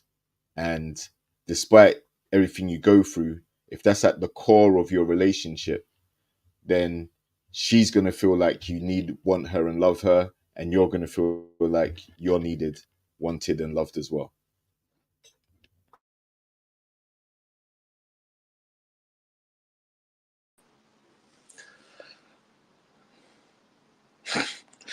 I want to come in there. I'm laughing because TD, where was you yesterday? Because some of the things that you are trying to explain, I was trying to explain yesterday. Because I get where you're coming from in terms of in a committed situation, it's not as easy as someone's making it out to be and just leave. In fact, I'm going to say marriage, because one of the things in premarital counseling, or that everyone learns when they get married, perceptions change, needs change, different thought processes do change. A lot of what we have is single mentality going into marriage and a committed situation, which is why a lot of times it actually doesn't work. That's why I said in the beginning, you have to understand what is actually a deal breaker. Something's a deal breaker. It doesn't matter how great the person is, go your other way, because resentment, bitterness, etc. is just going to build up and it's going to be a problem. But if everything is all right and you're actually okay, you're actually good, and I'm not saying every single, because I want to be specific about men, not every single woman in this situation is being honest with that. But if you have found a place where you can actually be happy, then be happy. Then be happy. Don't allow anyone to come and influence you to have single mentality into your divinely inspired marriage. It doesn't make sense. Now, my second point is to address Sean. When Sean in the chat, you said, I guess if she goes, she was never really yours. What I would say is, as a man, and I'll talk about romance in a second, she was never really yours because you wasn't pouring into her in the way that she needed. So of course, she easily went on to another man. And that aspect of me is something that I really do think about, because when a woman gets poured into in a way that she needs, she becomes transformed. As men, we're the leaders, right? So from day one, this is one of the ways that we steer the relationship. There are so many things that are alleviated because of romance, especially depending on how she receives it. When we talk about the Bible, we think about, I mean, TD, you mentioned Adam and Eve, right? What Adam should have done is stood in the gap. We can talk about Abigail and Nabal. Nabal was the problem. Abigail was the saint. And look what happened. You know, he eventually died. David saw in her, like, wow, this is an amazing person, your character. I want to pour into you as a king. And he said, come. Okay, your guy's dead. Come and be with me then. You know, and then we and then we move on to Proverbs 31. Most people quote Proverbs 31, 10 to 31 in terms of a wife of noble character, but they forget verses 1 to 10 exists. And in the beginning, the king's mother was pleading to her son to listen to her. And the first sentence was, do not waste your strength. And strength means quite a few things, but do not waste your strength on women who ruin kings, i.e., stop doing the most for women that you're not supposed to pour into. That's how a lot of men get stuck with these issues. Yeah, there could be issues from childhood, etc. But as we see now in the atmosphere and social media, a lot of men don't even want to pour into women because of their experiences. But then when you now go to verse 10 to 31, that is the type of woman that we're supposed to pour into as men. So there's a level of accountability that we do actually need to have, because the Bible tells us that as men, we are supposed to be romantic. We're supposed to pour into our woman. It's a unique trait. It's a unique thing that we're supposed to do. And that's why it's like the lifeblood of so many women. And this is where, for me, I get disappointed where some men don't understand this. Simple things. I'm like, bro, like, do you know what you can bring out of your woman by just doing this simple thing? That's what, for me, I'm free. I'll tell you restaurant. I'll tell you what to do. I'll tell you this. Like, I'm free with the people I speak to. I will go and direct them and to do it. Some people have fooled me and I said, trust me, go and do it. It's all good. Go and do it. You see the results. And when they get the results, they come back and are like, oh my gosh. Why? It's just, look, we don't need to rationalize it. We don't even need to explain it, but we just need to do it. But do it genuinely from the heart. Because if you're a rich man just spending money, yeah, that's going to be great for a time. But yeah, eventually that woman's going to feel like she's missing something. So we need to pay attention to that. So that's my 2 pence in this. That every man should be romantic to a degree. Depends on what you want to do. Depends on what woman you have. But ultimately, understand what it does. And like Kojo said, we live in a different time. I mean, I've had the similar life to Kojo.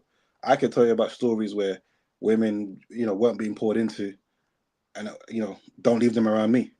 Even as a friend, the jealousy will kick in. Everything will kick in based on what I'm doing for my missus. It happens. Women talk to each other about these things, or they'll tell the next guy, yeah, I said I was okay with it, but realistically, the way you pour into me is something else. I wasn't really okay with it. That's why I couldn't respect him. That's why there was something missing. Yeah, I liked him, but listen, this happens all the time. As men, do you know what? Have the vision to see what could happen and alleviate it from day one. That's it. Alleviate it from day one. Just by being romantic, just by being nice. And this isn't to you specifically, Tilly. This is just in general in the time that we live in today. Because a lot of women are lying to themselves about what they really want. Some women are being truthful, but a lot of men are lying to themselves about what should be happening in a relationship. And they need to do better and lead properly.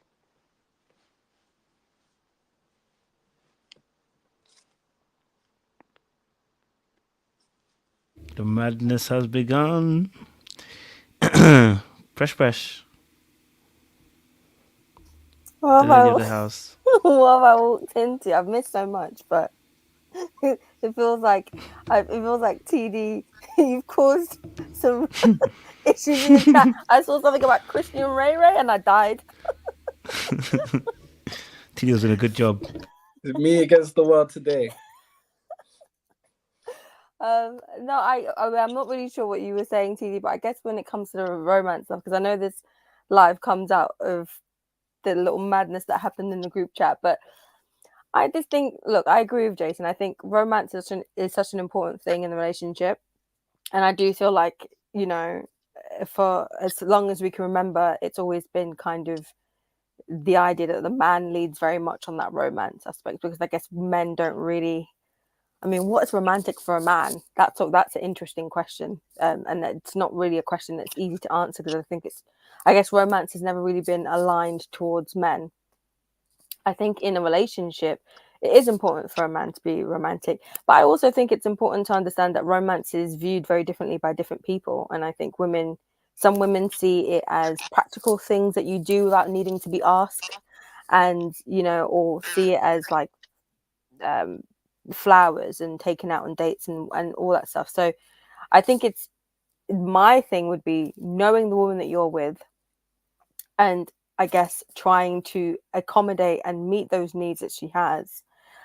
I think the place that I get kind of like sad about is a lot of women have relegated themselves to not feeling that they need romance because men have told them they don't need romance. And that's the part that really irritates me, because it's like, cool, if you're a man, you're not romantic, it is what it is. Find a woman that doesn't need the romance, the version of romance that you think is not needed. Find a woman who needs that practical support and all those provisions and things like that only, and go with that woman. What really does irritate me, though, is men who will go for women who want these things, who that's a need for them, and they will drown them in the "but I provide for you" argument. I do this for you argument, but I'm doing this. Most men don't do this. Most women don't do that, and it's because all of a sudden you'd see this woman get drowned in this like fresh and fit argument that I hear all the time, and it just becomes like, come on, can we just for once just be nice to women, just for once? There's a lot of men who just don't want to be nice to women, and that's where it's stemming from. The idea of being nice and being lovely to a woman is just foreign to them. And that's not all men. There's some men where it is just, they just don't know, and because it's not said, they don't do it, and if you tell them, they'll fix up. But there are some men who just don't want to be nice to women, and the idea of having to give them presents and flowers and words of affirmation, it's like all of this effort is like, it's like this idea of existing beyond all of this stuff is too much for them. And that's the part that I just, it's a bit of a struggle. So I think it's just about finding what is romantic to that woman, leaning into that, and making sure that, I guess, their needs aren't being, superseded. And I think also it's important for women to stand on principle on that, and that if that is something that you truly need, then stand on that and make sure that's a need that is being addressed, instead of kind of relegating yourself to this idea that, oh, it's fine, he does all these other things. But clearly all these other things aren't enough, because if it was, you wouldn't have to justify to yourself that he's doing all these other things. So you wouldn't notice there's something missing, But if you have to tell yourself, oh yeah, but he's doing this, then there's a gap. There is an unmet need. And I think, especially in marriages, you need to address that, because even if the idea of, oh, it's a marriage, you can't break up a marriage because of that, but then it festers and it grows. And if that person refuses to meet that need, that means that person is refusing you. That person is refusing what makes you happy. That person is refusing what could keep you fulfilled. And if that person doesn't want you to be fulfilled, that person doesn't love you. That's just the reality of the situation. If your partner doesn't want to meet your needs and have you feel fulfilled and happy, that person does not want you. Not truly. Because if you really truly love someone and want someone, you will go out of your way to grow, and you will go through those growing pains of, oh, I can't do this romance thing, but I'll figure it out.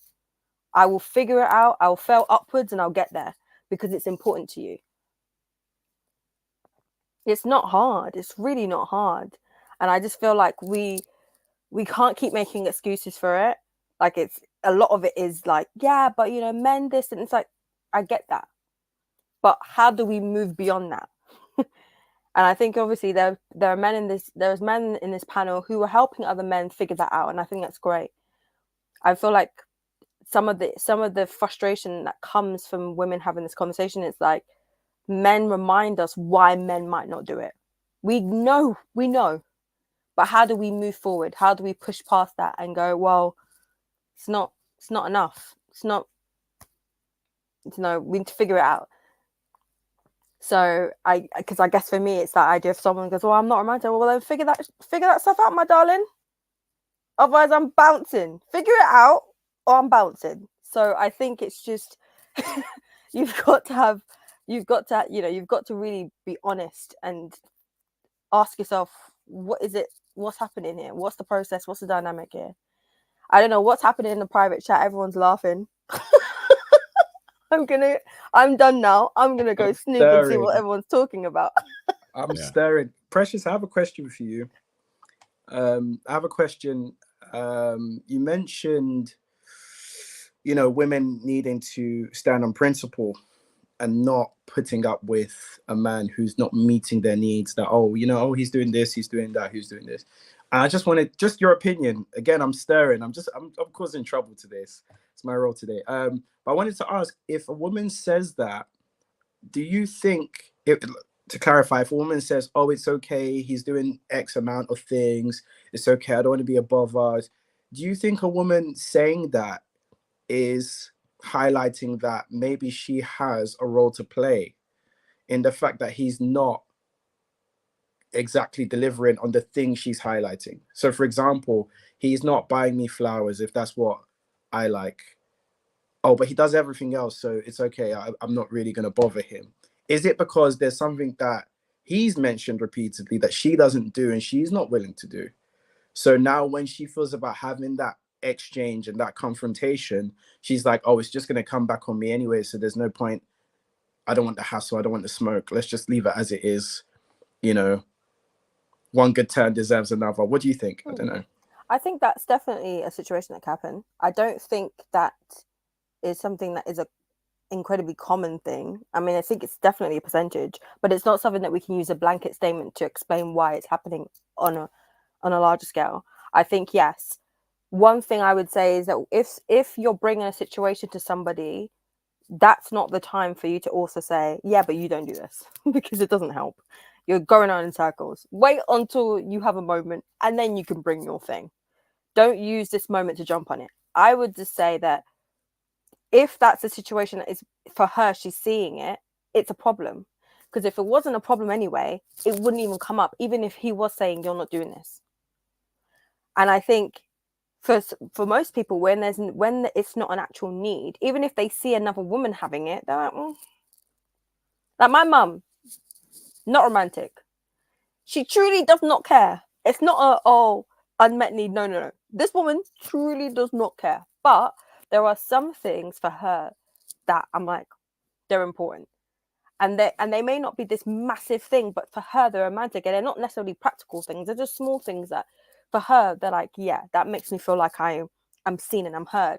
So I think It's about knowing what you want as a person. It's not comparing yourself to what other people are having, because again, some people may be having all these glitz and glam, but what if that, for example, that woman doesn't even want that glitz and glam, but the man's like, I'm gonna give it to you because that's what women want, you know? Or what if somebody's getting like a bouquet of roses and someone else is on, is that it? But to that woman, that's like super lovely and amazing, and that makes her feel like, oh, he's thinking about me. And that's why it's so important to know what it is that you specifically want as a woman. What is romance to you? And stand on business. If you're saying you handling the bills, you doing this, providing, protecting is romantic, stand on it. If you're saying that for me, I need you to plan dates, I need you to take me out, I need you to take lead on that, stand on it. That's it. We say to men every day, stand on what you want in a woman. So same to women, stand on what you need as a woman to be happy in a relationship. Don't placate and be like, oh, it's okay.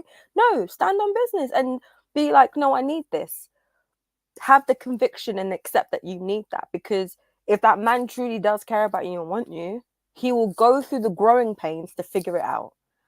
I don't know what you guys are saying in this chat right now. I know I didn't stand on business today, Jason. Shut up. Anyways, but what I'm saying is, in general, you stand on business of what you want and the things that you're going to accept and not accept. And of course, if it's not a deal breaker, it's not a deal breaker. That's fine. Then we don't have a conversation here anyway. But if it's something that you know over time is going to affect you, you have to be self-aware to know that. Because yeah, you might say, oh well, for now it's fine, but then you're saying that because you're hoping that somewhere along the line he's going to magically turn into Prince Charming and be this super romantic guy. That's just not going to happen. So that's what I'm saying. You just have to know. You have to be self-aware to know in the long run, am I going to, 40 years down the line, am I going to look back and think of all the romantic things he didn't do for me? If that's a yes, then you've got to address that. And it's, you know, if it means keeping it pushing, then you got to keep it pushing. Yeah, I think it's also important to keep your expectations grounded in reality as well, because I mean, we have social media now, but before we had social media, we had R&B and you know, those love songs and romantic novels and all those things. And you know, certain people ain't gonna have those type of relationships. And as we know, most of these R&B cats, a lot of them are freaky fruitcakes who was just singing to get the draws, right? So you have to realize that the person that you're with may not be Usher, or may not be, you know, the type of guy that's going to serenade you and all these different things. Appreciate the guy who you're with. And like I said, there's also a level of vulnerability that has to come from this as well. And that's reciprocated. First of all, the guy being vulnerable enough to want to open up to you in those ways and give you those gestures. But also, you have to be vulnerable and appreciate it and show your warmer, loving, softer side and appreciate the gestures that are coming your way. And you know, you did mention like the fresh and fits and all those mad guys out there, but there's also a lot of women who supposedly don't even need us, so they don't need romance either. You know, they're out there doing their own thing, romancing themselves, evidently. And unfortunately, that diminishes the role for us to step in and be vulnerable and take over you. What's the point in trying to go your own way and be all hard and you know, you don't want to be weak and expose the loving sides of you, especially in a relationship. Like, the more protected and guarded you are, the harder it's going to be to get the level of romance, love, care, compassion from the person you're with. Because like Coach says, we ain't jumping over those walls, we ain't climbing those walls. So there has to be a level of vulnerability on both sides, the giver and the recipient. And most of the time it is the guy that's the giver, and the lady is there to receive the romantic gestures. There are some guys that lead with their wallets and they'll splash the cash and all that stuff, but are they genuinely interested in you? Some are and some aren't. And then you also have on the other side some ladies who say they want the romance and all the rest of it, but they're not vulnerable enough or not giving anything of themselves to be able to receive that on a consistent basis, especially from the guys that they actually want to receive that level of attention from. So yeah, like I think you know, in this day and age, self-awareness is key on both sides. Don't just say you want to outdo your girlfriend because you heard what her man did for her. Don't be looking at Fresh Prince and Cosby shows and all these different TV programs looking at what Dwayne Wade ran down the aisle to save Whitley from getting married and all them type of things there. Like, come off of that. Like, look at the guy that you're with, go back to why you chose to be with him, and, you know, like, encourage those romantic gestures and those romantic feelings between the two of you. And men and women see romance differently, just like we see love differently. And you have to also be mindful of that too, because, you know, like, girls have bought me flowers, and I'm like, why are you buying me flowers for? But at the same time, I had to appreciate the gesture, because, you know, she couldn't probably think of anything else to buy me, or probably couldn't afford it at the time. But, you know, like, I just had to say thank you, and I'm very gracious, and this, that, the other. I've put myself out there quite a few times, and if it gets shut down, then I shut down, and I'm thinking twice, or maybe even 3, 4, 5 times before I even open up again in the same way, because I'm the type of guy where if I put my heart out there to the person I'm with and it gets trampled on or crushed or whatever, then yeah, I'm not really looking to keep going back and be a glutton for punishment like that. So yeah, like, I get everything that you said, Precious, and I'm not even coming back on all of that. Like, I'm not countering you or whatever, but I'm just saying that sometimes you hear these rants, and you hear these echo chambers talking about, yeah, men ain't doing this no more, and da da da da da. But you know why? Because you're giving off that energy that's repelling the guys from doing that for you.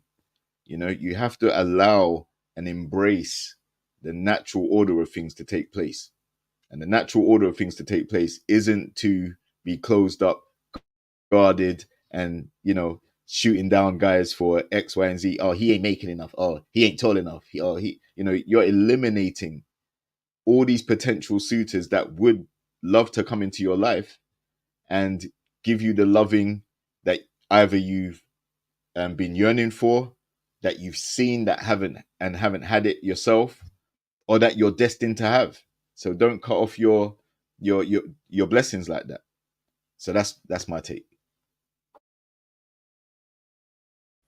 No, I agree with you, Joe. I think, yeah, how you respond to what you get is, of course, super, super important. If you're not getting appreciation for what you're doing, of course you're gonna stop. But I think I'm just saying, in general, just as a starting point, is that a lot of men don't understand how important it actually is in just making a relationship work. And I think if you're doing it to somebody and someone's not appreciating it, of course, no man should be forcing themselves to keep doing it. But I just feel like, I guess my takeaway is just men in general just need to understand just a starting point that it is important, and you should be trying your best to uphold that for the person that you're with as much as you can. You know? I'll come on back at this, and let me defend the ladies here. You know, usually I ride for the guys, but let me defend the ladies here. It's all right. Don't worry, Precious. I got you. After what happened yesterday, I got you today. Don't worry. So most of us are watching Love is Blind, yeah? And we're seeing Jimmy and a lady, I forgot her name, but let's just say a woman who looks 1% like Megan Fox, apparently. Now, Jimmy's obviously disappointed with the way she looks. Jimmy's not a great looker as well. But he obviously is emotionally stunted, I'm going to say. He has no idea what he's saying and the effects that he has. He really thinks he's doing something. And the other lady, well, we can tell that she's has self-esteem issues. But from day one, they came out of the pods. You can tell she was affected by the way Jimmy was not pouring into her. From the things he was saying, from the slight mannerisms, and let's be honest, he gave KD more energy than what he's really given her, and he's going around lying to himself and other people about it's amazing, it's this and that. That's a man who has no clue, absolutely no clue. Women, if you're in a situation that's like this is an example, and some of you have watched it already, so you know what's going to happen anyway. But this is an example of where you leave. Sometimes as guys, we get tired of telling you the same things like every single time. There is no energy from this man here. He doesn't like you. That's why he's not pouring into you. It's got nothing to do with his trauma, nothing to do with anything else. You as a person are just unable to bring that out of him. It doesn't mean there's anything wrong with you. He's just not for you, and you're not for him. That's it. You have to get to the point where you accept this and stop holding on to crazy situations that only harm you. As a man, we tell each other this all the time. Because men, we make the same mistakes. We will hold on, get hurt, do the most, and then complain about it later. It happens to all of us. It happens to the best of us.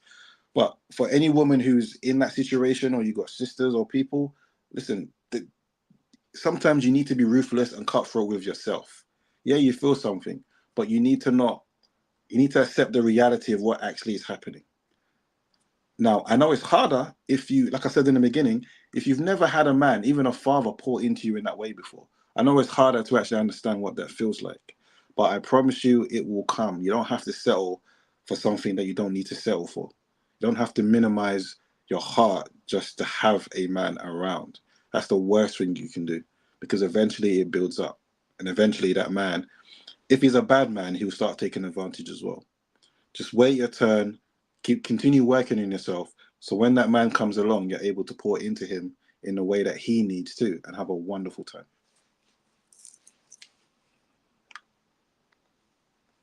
Let me get everybody's final points, because time is almost at the end. Our 2 hours is almost up. So let me get everybody's final points. Keep it to a minute, and we're going to bounce. Okay? So Presh, give me your final statement. My final statement is just love your woman, pour into her. Romance is okay. It's okay to be romantic. It's not simpy behavior.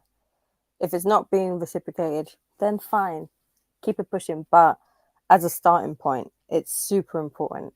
It's not just about being the practical provider. It's also about being somebody who's going to love someone in a way that feels everlasting and meaningful and moving. So focus on that. Focus on trying to make that person feel something. That's probably your best bet. So yeah, here's to romance, guys.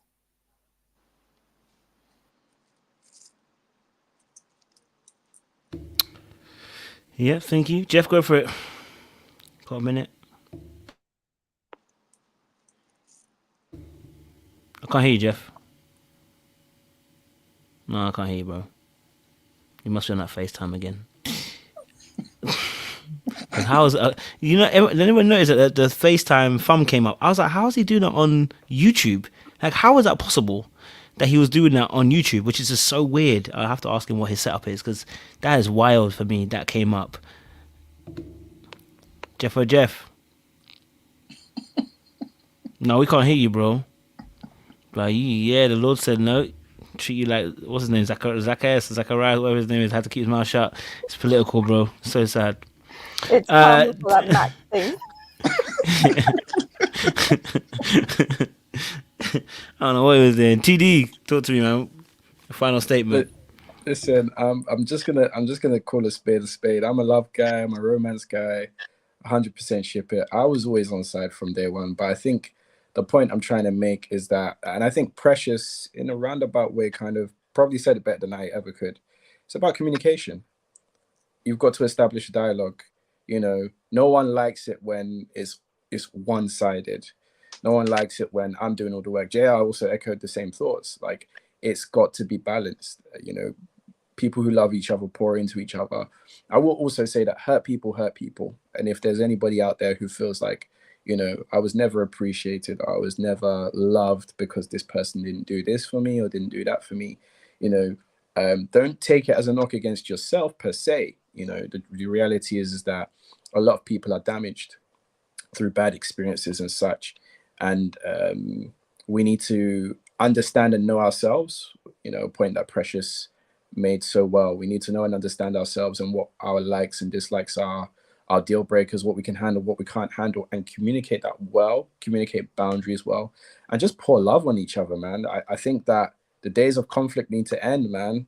Conflict is leading the world to the brink of World War III right now, you know, and I think that human beings need to find a new way of establishing progression, you know, which isn't, I'm going to smush the other guy, I'm going to just blow the other guy, I'm going to cancel the other guy, I'm going to get rid of the other, I'm going to, you know, let's find a way of loving each other. Let's learn how to love. Let's grow in love. Let's walk in love.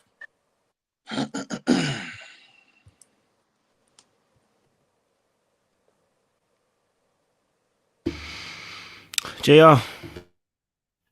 Yeah, I got to echo all of that. Listen, if you feel like you found someone that is special, you look at them differently, they bring out your secret smile. You know, you want to speak to them first thing in the morning, last thing at night. You know, you think about them during the day. Hold on to that. As a guy, like, you know, you got to definitely listen to your lady. And, you know, like I said, I'm guilty of definitely losing myself, falling off the wagon. I'm a romance guy. I listen, I love being in love and all of that stuff, but don't let it descend into conflict. Just like TD was saying, like, conflict is killing everything right now, whether it's beef at home or, you know, nitpicking, nagging, all that stuff. Center yourselves and go back to what brought you together and continue to pour into each other so that the romance can be reciprocated both ways and it can cement your relationship and your love.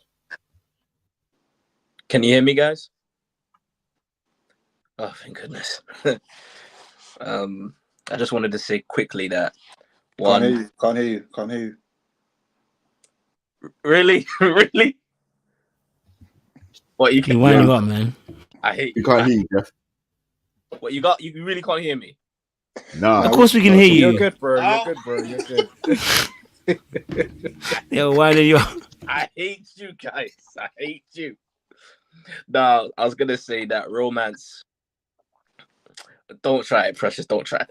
Nah, I was gonna say that romance is definitely important because it, to me, it tests the creativity of what you're willing to do to show and extend love to your significant other. And I think we can't keep operating in days of duty and responsibility without also understanding that romance makes love more. It makes the relationship come alive and it makes life more bearable to live in. And yeah, conflict kills relationships nowadays. So if you are unwilling to want to show romance, are you really fulfilling your duty and responsibility in the relationship? You're not. You're willing to rationalize and think of all the ways to not want to do it. So you're just thinking about yourself, but you're not thinking about your significant other. And you cheap yourself out of actually having a blessing with the person that you choose to be with. But that also comes with choosing someone that you can say you genuinely love. But yeah, reciprocity is key in relationships. So yeah.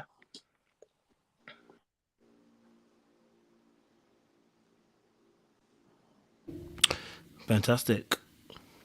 Jace, go for it. For the ladies and gents, this goes for all of us. Do everything in your power to heal from past situations and childhood trauma. Because as adults, we can't use those excuses anymore to withhold ourselves from pouring into the person that we're with or that we say that we love in the way that they need to be inspired to pour into us back. As men, we take the lead, but I'll be straight up honest with you. In the context of marriage, you'll be so surprised how much that can be used as an excuse because it's a two-way thing. You both need to pour into each other. That's the way you're going to have a happy life. That's the way you're truly going to live for each other and sacrifice. It's never just a one-way thing. So whether you're a male or female, before you make a complaint, please look at yourself in the mirror and ask yourself whether you're doing what you need to be doing yourself. If you are, and the other party is refusing, there's nothing about them that honestly is going to change, then go your way. Go your way. In this day and age, we are way more susceptible to losing the plot, to becoming depressed, to allowing our mental and emotional health to be affected. Way more in this society. And that's a good thing or a bad thing, depending on how you want to see it. But you have to be honest with yourself. That's what I said in the beginning. Understand what is truly a deal breaker. If that is a deal breaker, then, you know, there's no clowning, there's no judgment, because at the end of the day, you are looking after yourself, you know, because nothing is worth losing yourself because of that. And number one, love yourself anyway. Love yourself first. That's what I have to say.